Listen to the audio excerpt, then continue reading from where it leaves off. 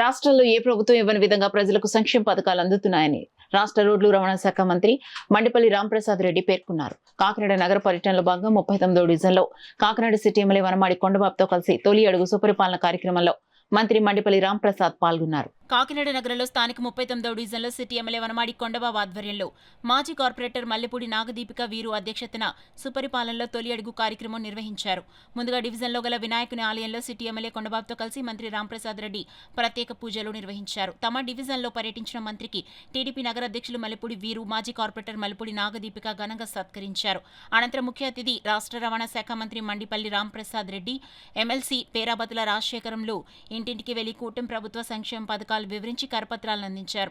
ఈ సందర్భంగా రాష్ట్ర మంత్రి రాంప్రసాద్ రెడ్డి మాట్లాడుతూ త్వరలో జరగనున్న మున్సిపాలిటీ, కార్పొరేషన్, పంచాయతీ ఎన్నికల్లో పార్టీ ఘన విజయం సాధించే విధంగా తెలుగుదేశం పార్టీ కార్యకర్తలు, నాయకులు పనిచేయాలన్నారు. ఎన్నికల్లో ప్రజలకు ఇచ్చిన హామీలను కూటమి ప్రభుత్వం అమలు చేయడం జరుగుతుందన్నారు. వైసీపీ గత 5 ఏళ్లలో చేసిన అవినీతి, అప్రజాస్వామిక విధానాలను ప్రజల్లోకి తీసుకెళ్లాలని సూచించారు. రాష్ట్రంలో కూటమి ప్రభుత్వంలో ప్రజారంజక పాలన నడుస్తోందని, ఈ ప్రభుత్వంపై ప్రజలు సానుకూలంగా ఉన్నారని పేర్కొన్నారు.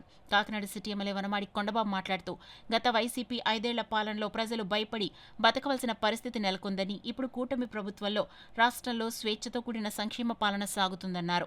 ఈ కార్యక్రమంలో కాకినాడ నియోజకవర్గ పరిశీలకులు Lakshminarayana, minority cell Khan Rahim, corporation directors Kollabathula Apparao, Mentarao, Chintalapudi Ravi, Manne Nageswararao, కూటమి నాయకులు, కార్యకర్తలు తదితరులు పాల్గొన్నారు.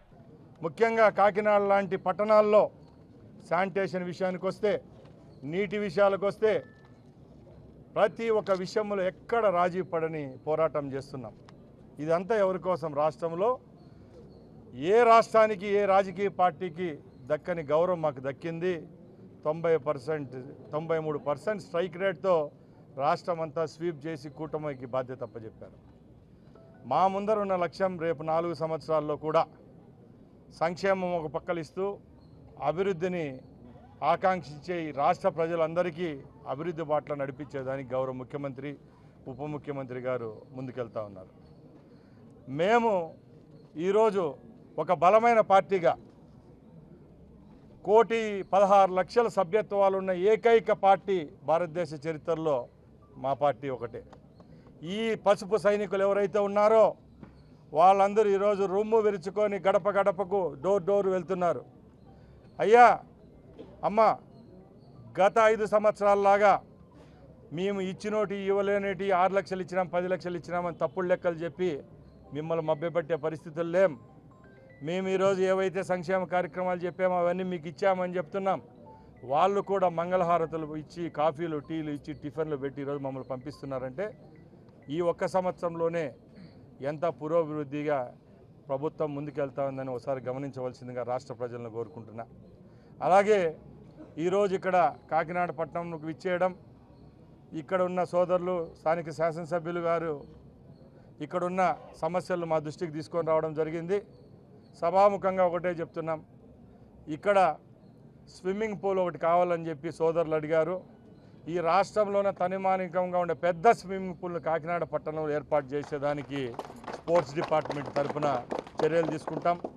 అలాగే కాకినాడ పట్టణం అంటే రాష్ట్రంలో ఉన్న 3-4 పెద్ద పట్టణాల్లో ఒకటి కాబట్టి స్పోర్ట్స్కి సంబంధించిన ఒక హబ్గా కూడా కాకినాడను తయారు చేసేదానికి రాష్ట్ర ప్రభుత్వం చర్యలు తీసుకుంటుందని మేము ముందర తెలియజేసుకుంటూ, ఇలానే తెలుగుదేశం పార్టీ వర్ధిల్లాలి. ఈ కూటమి ప్రభుత్వం ఇంకా 4 సంవత్సరాలు కూడా ఈ కార్యకర్తల యొక్క సహాయ సహకారాలతో ప్రజలకు అందించే సంక్షేమ పథకాల్లో కూడా ఏ విధమైన కోతలు లేకుండా తీసుకొని పోయేదానికి చర్యలు తీసుకుంటుందని తెలియజేసుకుంటూ సెలవు తీసుకుంటాం.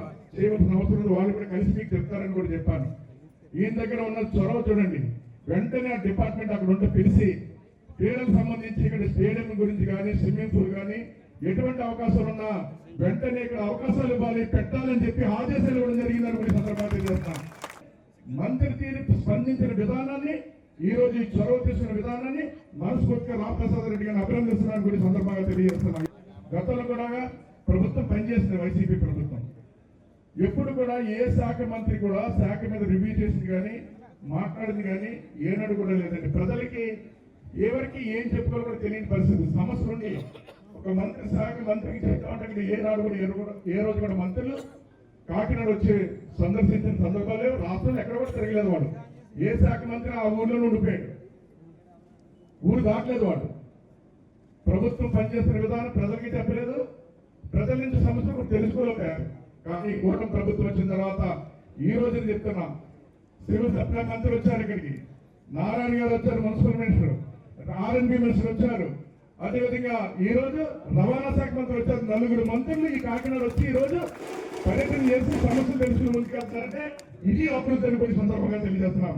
ప్రజల దగ్గర సమస్యలు తెలుసుకోవడానికి మంత్రులందరూ రాష్ట్రం అంతా తిరిగి సమస్యలు తెలుసుకున్నారు. అందుకే ఈ రోజు అభివృద్ధి సంక్షేమం రెండు కళ్ళులా చూసుకుని ముందుకెళ్తుంది ఈ రాష్ట్రం కూడా ఈ సందర్భంగా తెలియజేసుకుంటూ, అదేవిధంగా ఈ రోజు ప్రత్యేకంగా రాంప్రసాద్ గారు మన నియోజకవర్గంకి వచ్చి మన సుపర్పాల తొలి అడుగులో ఇంటింటికి తిరగడానికి వచ్చినందుకు వారికి మన పేరు పైన మనందరి తరఫున ధన్యవాదాలు తెలియజేస్తున్నాం.